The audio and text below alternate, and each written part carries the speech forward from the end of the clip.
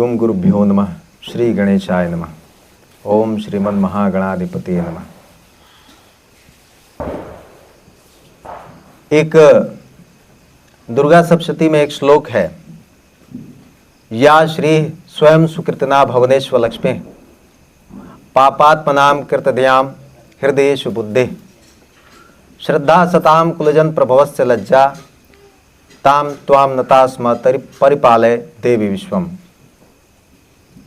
ये अपने आप में दुर्गा सप्तशती में जो लक्ष्मी जी से संबंधित बात है उसको बताने के लिए और उसका महत्व समझाने के लिए इस श्लोक में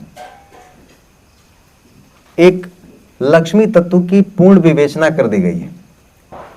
इस एक श्लोक पर बोलने के लिए कई घंटे लगेंगे, लेकिन चूंकि आज दीपावली है और हम लोग कई सारा अनुष्ठान भी करना है और बहुत सारी साधनाओं की विधि भी बतानी है, प्रैक्टिकल भी करवाना है। बस आप ये जाने कि ताम त्वाम नतास्म परिपालय देवी विश्वम, यानी कि जो देवी विश्व का पालन करती हैं उनको हम नमस्कार करते हैं, उनको नमन करते हैं। तो विश्व का पालन कौन? विश्व का पालक विष्णु। और विष्णु अगर पालक हैं, विष्णु अगर पालन करता है तो उनकी जो वैष्णवी शक्ति है, क्योंकि शक्ति से ही सृष्टि चलायमान है, शक्ति से ही सृष्टि चल रही है। हमारे भीतर शक्ति है, हम बैठे हुए हैं।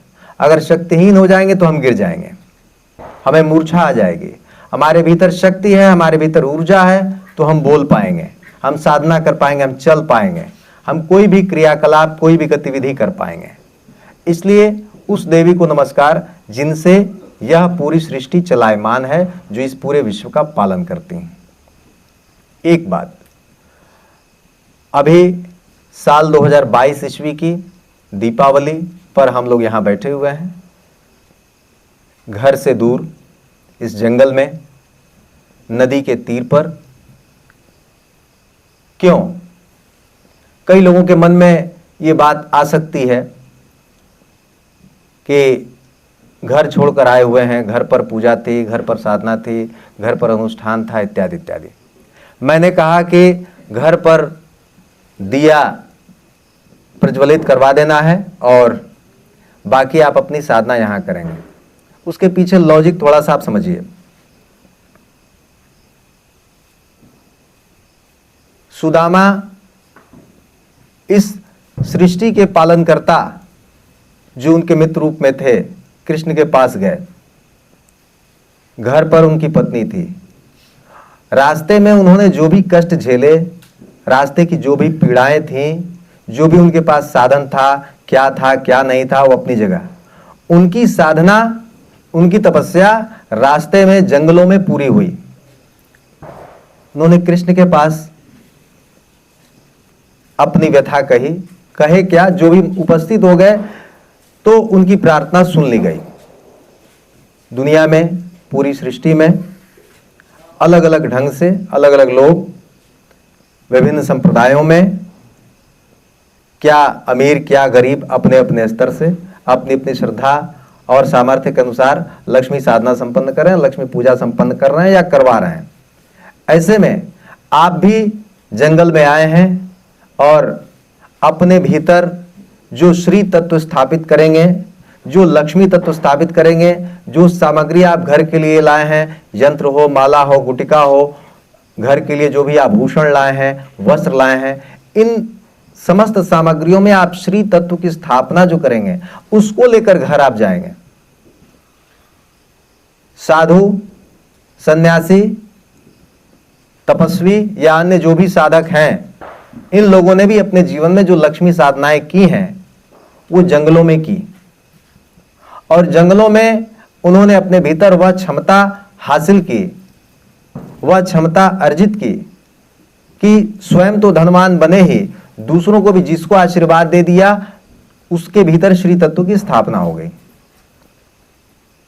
आप देखें, भारत के धन कुबेर अभी जो भी हैं वे भी आप उनको देख सकते हैं, बहुत सारे मंदिरों में बहुत पूर्ण श्रद्धा के साथ हाथ जोड़े खड़े रहते हैं।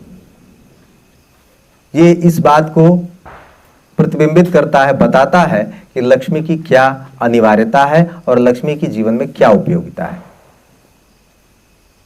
एक संस्थान में, एक ऑफिस में, एक दुकान में, एक बड़े प्रतिष्ठान में या किसी सरकारी दफ्तर में अलग अलग संप्रदाय के लोग, अलग अलग मान्यता के लोग, अलग अलग पथ परंपरा को मानने वाले लोग एक साथ काम करते हैं और उनके काम का हेतु क्या है, उनके काम का मतलब क्या है? सिर्फ एक, श्री का उत्पादन, श्री की प्राप्ति। लक्ष्मी प्राप्ति ही एकमात्र देह है, लक्ष्मी ही वह तत्व है, लक्ष्मी ही वह धुरी है, लक्ष्मी ही वह केंद्र बिंदु है जो एक संस्थान में, एक ऑफिस में, एक दुकान में, एक कंपनी में या किसी सरकारी दफ्तर में कई सारे विभिन्न विभिन्न लोगों को, यहां तक कि विरोधी मानसिकता के लोगों को भी एक साथ काम करवाने के लिए वह शक्ति कार्य करती है, क्रियाशील रहती है। यह लक्ष्मी की सबसे बड़ी उपयोगिता है, यह लक्ष्मी का सबसे बड़ा महत्व है, यही लक्ष्मी रहस्यम है। यहां अगर कुछ लोगों की हम बात करें तो आप भी जानते हैं, कुछ ऐसे भी लोग हैं जो अभी 1-2 साल से साथ में हैं, कुछ ऐसे भी लोग हैं जो 5-6 साल से साथ में हैं, कुछ ऐसे लोग हैं जो बिल्कुल नए आए हैं, कुछ ऐसे भी लोग हैं जो 10 साल, 12 साल, 14 साल, 15 साल से हैं। आप स्वयं को टटोलें, हमारी बात छोड़ दीजिए, जिनको आप व्यक्तिगत जानते हैं उनको भी देखिए। आप इन साधनाओं को अपने जीवन में उतारने से पहले क्या थे और इन साधनाओं को अपने जीवन में स्थान देने के बाद आप या हम क्या बने, हमने क्या प्राप्त किया। आपके हमारे घर परिवार में, हमारी रिश्तेदारी में बहुत सारे लोग कई सारी जगहों पे जुड़े हुए हैं, कई सारे संप्रदायों में जुड़े हैं, वहां उनको क्या मिलता है ये भी आप अच्छे से जानते हैं। क्या मिलने का अर्थ, किस प्रकार की साधना, किस प्रकार की उपासना, किसकी पूजा, इसमें भी अंतर है। और ये आप भी जानते हैं और मानते हैं कि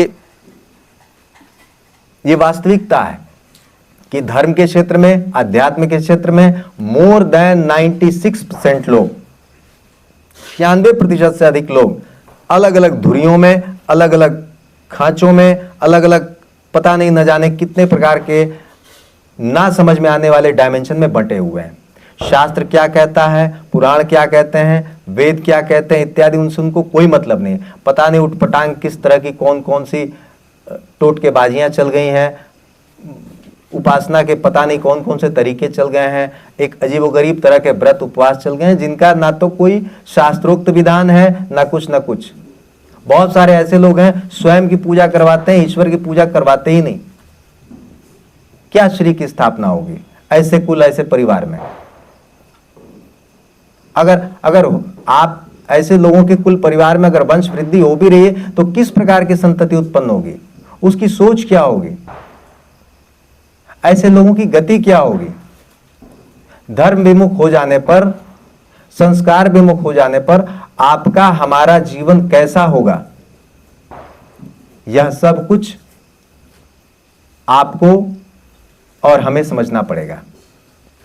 कहां किस रूप में क्रियाशील होना है, कहां किस रूप में उपासना करनी है और कहां किसके साथ जुड़ना है, कहां कितना श्रम करना है, कितनी मेहनत करनी है, ये आपको तय करना है। आप में से बहुतों ने, किसी ने यह टेंट लगवा दिया, किसी ने लाइट की व्यवस्था कर दी, किसी ने यह स्टैंड खरीद दिया, किसी ने यह माइक बाजा सिस्टम कर दिया। बहुत मेहनत की आपने, नो डाउट, और यह सत्य है। अंग्रेजी में एक प्रोवर्ब है, as you sow so you will reap, यानी जैसा बोएंगे वैसा काटेंगे। जिसने प्रकाश की व्यवस्था की ईश्वर के लिए, उसका जीवन प्रकाशित होगा, उसके मार्ग में जो भी अंधेरा है, उसके कामों में जो अंधेरा है वो दूर होगा।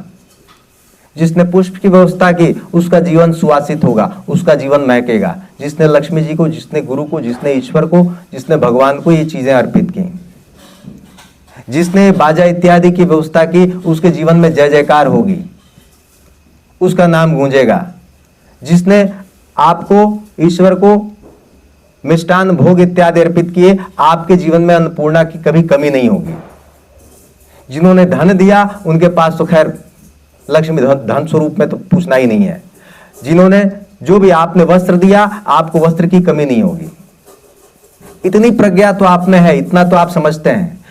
धन आप हम सभी कमाते हैं, लेकिन उस धन का क्या यूटिलाइजेशन है, क्या उपयोग है, यह आपको और हमें तय करना है। मैंने कभी आपसे नहीं कहा, या आपकी श्रद्धा है अलग बात है, मैंने आपसे कभी नहीं कहा कि आप मुझे वस्त्र सिलवा दीजिए। मैंने आपसे कभी नहीं कहा कि मुझे इतना धन दे दो तो मैं आपका ये काम करूंगा, आप मुझे ये पैसा दे दीजिए तो मैं आपका ये ज्योतिष की ये जन्म पत्रिका देखूंगा। मैंने आपसे कभी नहीं कहा, क्योंकि मैं आपके साथ का आदमी हूं। गुरु ने जो ज्ञान दिया वो ठीक है। मैंने अपने जीवन में जो कुछ भी हासिल किया, जो भी साधनाएं अर्जित की, जो भी उनका ज्ञान अर्जित किया, वह सब आपके बीच में लुटाता हूं, फ्री ऑफ कॉस्ट लुटाता हूं। ये मेरी क्षमता का विषय है, ये मेरा अधिकार क्षेत्र है। आप यूं समझिए कि मैंने अपने जीवन में जो कुछ भी धन लगाकर अर्जित किया, मैंने जमीन लिखवाई, मैंने मकान बनवाए, और आपको मैंने कहा चलो भाई ये मकान तुम ले लो, चलो भाई ये मकान तुम ले लो। मैंने ऐसा किया और मैं ऐसा करता हूं। आपके पास जो भी ये प्रिंटेड मंत्र दिए गए हैं, एक एक मंत्रों को हासिल करने में मुझे कई कई साल लगे हैं। ये मैं ईश्वर के दरबार में कह रहा हूं। अब इनको प्राप्त करने में मुझे कितने पापड़ बेलने पड़े वो मैं समझता हूं। बहुत सारे ग्रंथों को देखा, बहुत सारे तंत्र ग्रंथों को देखा, लेकिन कहीं कुछ कहीं मात्रा की दिक्कत, कहीं मतलब मैं आपको क्या बताऊं कि कुछ जगहों पर तो आप लोग गए भी हैं, कुछ लोग साथ में गए हैं। एक आध जगह सोहन जी गए हैं, कहीं मोहन जी गए हैं, कहीं प्रजापति गए हैं। इन सारे लोगों ने देखा है कि कितनी दिक्कत है जाने आने में। क्या बिना धन के ये सब संभव है? लेकिन आर्थिक, शारीरिक और मानसिक कष्ट झेलने के बाद भी ये चीज अगर आपको मिल रही है, और इसमें ऐसे ऐसे भी मंत्र हैं, मैं आपको उदाहरण दे दूंगा, आपको मैं प्रूफ दे दूंगा। लक्ष्मी जी ने स्वयं कहा है ऋषियों से कि इस मंत्र का एक बार अगर कोई व्यक्ति उच्चारण कर ले, वन टाइम, ध्यान दीजिएगा, 108 बार नहीं, एक माला नहीं, एक बार भी कोई उच्चारण कर लेता है तो मैं उसके पास चली जाती हूं, उसके पास स्थापित हो जाती हूं। ऐसे ऐसे भी मंत्र हैं, और ये मंत्र आपको मैंने फ्री ऑफ कॉस्ट दे दिए। ये मेरा अधिकार क्षेत्र है, मुझे लुटाना है। गुरुदेव भी अपने जमाने में कहते थे कि तुमको मालूम ही नहीं कि मैं तुम्हारे बीच में क्या लुटाता हूं। मैं हीरे लुटा रहा हूं और तुम कंकर पत्थर के बीच में पड़े हुए हो। आपकी इच्छा है कि आपके पास ये एजेंसी हो जाए, बहुत अच्छी बात है, कामना होनी चाहिए। इच्छा भी ना पशु, इच्छा आपके भीतर नहीं है तो आप पशु हैं, बिल्कुल इच्छा होनी चाहिए।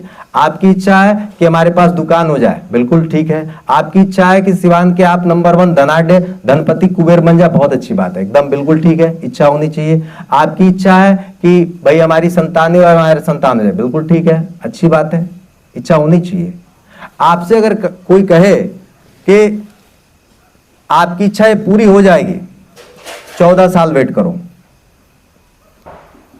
कितने लोग वेट करेंगे? तमाम यंत्र माला गुटिका मेरे सर पे मार देंगे, कहेंगे भाई अपना यंत्र माला गुटिका रखिए, हमको ये सब नहीं करना है, हम अपनी दुनिया में मस्त हैं। लेकिन यहां लोगों को त्वरित परिणाम चाहिए। यहां नहीं, हम आए हैं, हमारी तुरंत बीमारी दूर होनी चाहिए।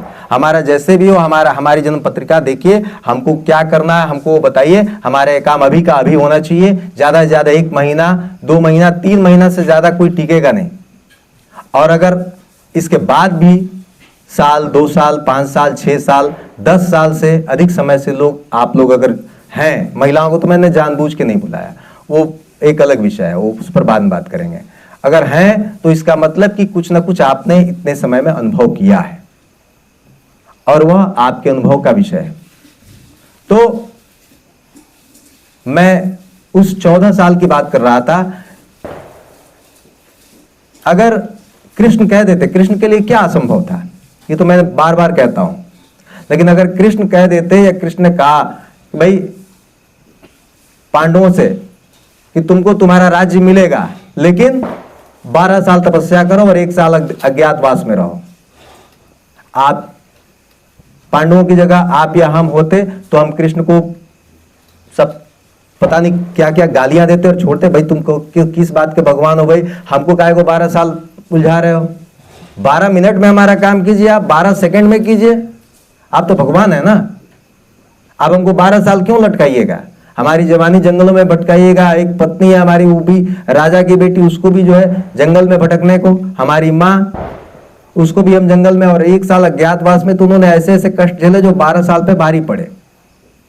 अर्जुन को स्त्री वेश में रहना पड़ा, घोड़े की लीद साफ करनी पड़ी नकुल और सहदेव को, तो ये नौकरानी का काम करना पड़ा उनके पत्नी को, जो राजकुमारी थी, जो राजा की बेटी थी।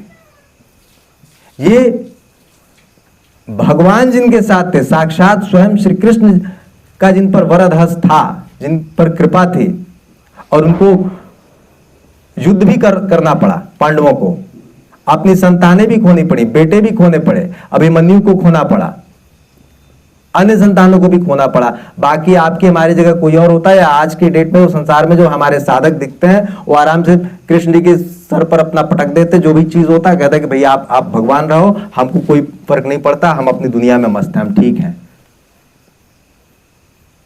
क्यों? क्योंकि इन चीजों को समझने के लिए हमें एक दूसरे लेवल का डायमेंशन लेकर चलना पड़ेगा, तब इन चीजों की मिस्ट्री हमें समझ में आएगी। लेकिन मैं इस बात के प्रति आश्वस्त हूं, और यहां ईश्वर को साक्षी रखकर, अपने गुरु को साक्षी रखकर यह बात आपसे कह रहा हूं कि मैंने आपसे किसी के भी काम के लिए 12 साल भी नहीं लिए, 12 महीने भी नहीं लिए कभी, और आप में से अधिकतर के मैक्सिमम काम हुए, 10 में से 8 काम तो हुए ही हुए हैं, ये आप भी जानते हैं। लेकिन कभी किसी से मैंने कोई पैसे की डिमांड की हो, ऐसा भी नहीं। क्यों? क्योंकि मुझे मालूम है कि लक्ष्मी कहां से आती है, लक्ष्मी किस रूप में आती है, ये मुझे मालूम है। और इसमें से कुछ लोग इतने प्रज्ञावान हो गए हैं कि उनको भी इस बात की समझ है। महर्षि अगस्त्य के पास राम और लक्ष्मण गए और उनसे भी उन्होंने शक्तियां हासिल की। वशिष्ठ विश्वामित्र के पास भी राम और लक्ष्मण गए, उनसे भी उन्होंने शक्तियां और साधनाएं हासिल की। ये सब लोग झोपड़े में रहते थे, ये शक्ति संपन्न थे, श्री संपन्न थे। लेकिन ठीक है, ईश्वर के विधान को समझते हुए चलो, संपन्नता अपनी जगह है, श्री अपनी जगह है, दूसरे को प्रदान कर दिया, ठीक है। ईश्वरीय विधान भी कोई चीज है, उसका सम्मान करना चाहिए। इसलिए मैं आप लोगों से आज दीपावली पर यही कहता हूं कि ये जो आप मर्यादा रखिएगा, जो आपको मंत्र प्रदान कर दिए गए, जो आपको मिल गए, वह आपके अपने पुण्य हैं। मैं नहीं जानता कि आपने अपने जीवन में कौन से पुण्य किए। मुझे नहीं मालूम कि अभी आप जैसे गया गए थे, आपके पितरों की कृपा हुई, क्या हुआ क्या नहीं, ये इसके लिए कई कई दिनों तक काम करना पड़ता है, रात में जग कर काम करना पड़ता है, अपने कई सारे ग्रंथों को टटोलना पड़ता है, कहाँ कौन सी चीज है, किस रूप में है, कैसे प्रदान करनी है, वो देना पड़ता है।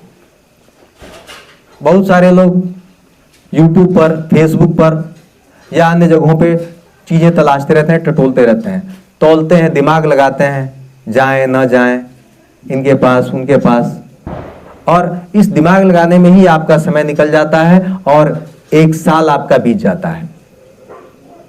जो चीजें आप हासिल कर सकते थे, जो चीजें आप प्राप्त कर सकते थे, उसके लिए आप इंतजार करते रह जाते हैं, दिमाग लगाते रह जाते हैं, और समय रेत की तरह मुट्ठी में से फिसल जाता है। बस जो इन चीजों को समझते हैं वो अपना दिमाग नहीं लगाते, ईश्वर के लिए जहां जिस रूप में आपसे बन पड़ता है, आप खड़े होते हैं, हुए हैं, और आपने ये तमाम व्यवस्था कर दी। किसी ने आपके लिए पानी की व्यवस्था कर दी, किसी ने आपके लिए अन्य चीजों का प्रबंध कर दिया, किसी ने बैठने की व्यवस्था कर दी। मैंने पहले ही कहा, तो ये कैसे हो गया?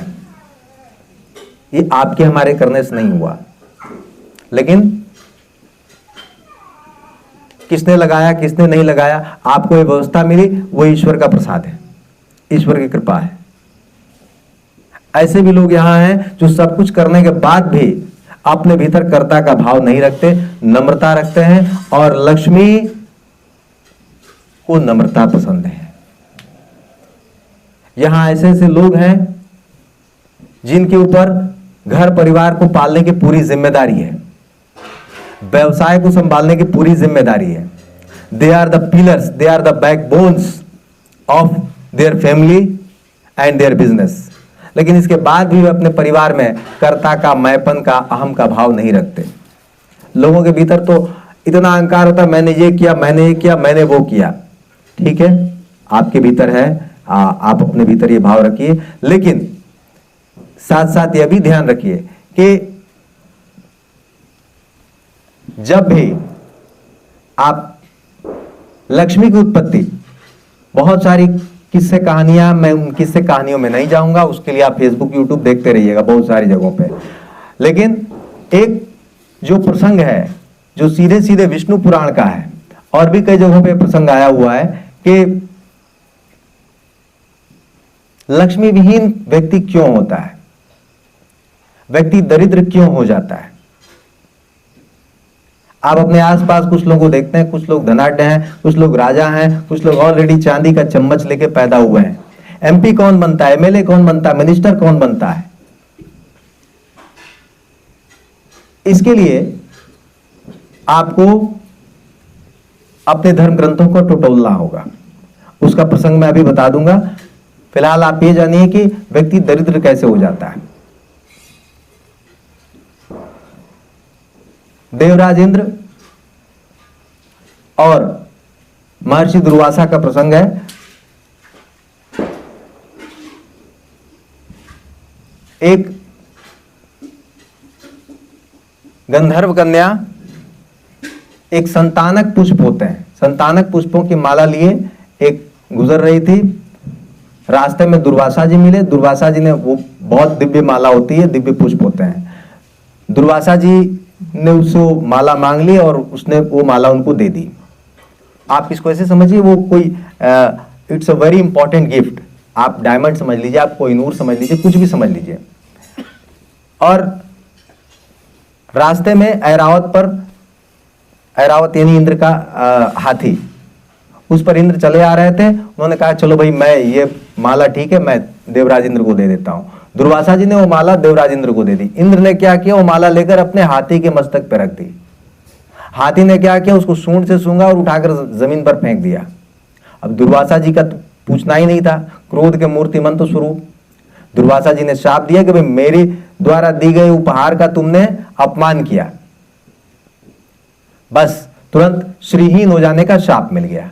अब देवराज को ही मिल गया, तो देवताओं के अधिपति हैं, तुरंत श्रीहीन हो गए। सृष्टि जहां के तहां ठप हो गई। लोगों के भीतर 10 तरह के विकार, धर्म से बुद्धि भ्रष्ट हो गई। चलो ठीक है, अपना काम देखते हैं, ये इन सब चीजों में कुछ नहीं रखा, क्योंकि श्री का लोप हो गया। इंद्र ने लाख क्षमा याचना की, लेकिन दुर्वासा जी का शाप तो अटल था। फिर दुर्वासा जी अपने शाप देकर के चले गए। इंद्र पर और स्वर्ग पर असुरों ने चढ़ाई कर दी। और फिर उसके बाद चूंकि श्री नहीं थी, लक्ष्मी नहीं थी, इसलिए शक्ति, आप देखिए, दरिद्र व्यक्ति क्या लड़ेगा। कोई केस मुकदमा हो जाए, 10 तरह के केसेस हो जाएंगे, दरिद्र व्यक्ति क्या लड़ेगा, हार जाएगा। और अगर व्यक्ति धनाढ्य है, धनवान है, तो उसके लिए देश के टॉप मोस्ट वकील खड़े हो जाएंगे कोर्ट में। बहुत ही मैन, बहुत सारे बॉडीगार्ड उसके पास आसपास चलने लगेंगे। अगर श्री संपन्नता है तो, लक्ष्मी है तो उसको फिर कौन छुएगा। तो देवताओं को असुरों ने मार भगाया, तो त्रिलोकी श्री विहीन हो गई। ऐसे में ब्रह्मा जी को आगे करके लोग विष्णु जी के पास गए, और विष्णु जी ने तब जाकर सुझाव दिया कि भाई आप समुद्र मंथन कीजिए। इन चीजों को समझिएगा। समुद्र मंथन का अर्थ कर्म, घोर कर्म करने पड़ते हैं। कहीं ना कहीं संपन्नता के बावजूद भी व्यक्ति दरिद्र हो जाता है। इन चीजों को आप टटोलिएगा। जाने अनजाने में आपसे, हमसे, हमारे परिवार के सदस्यों से किसी साधक का कोई अपमान तो नहीं हो गया। दुर्वासा तो खैर दुर्वासा है, लेकिन किसी व्यक्ति के बारे में, किसी साधक के बारे में अगर कोई अपमानजनक घटना हो गई या उसका अपमान हो गया, तो वो चाहे न चाहे आपके और हमारे साथ श्री विहीनता का शाप लग जाएगा।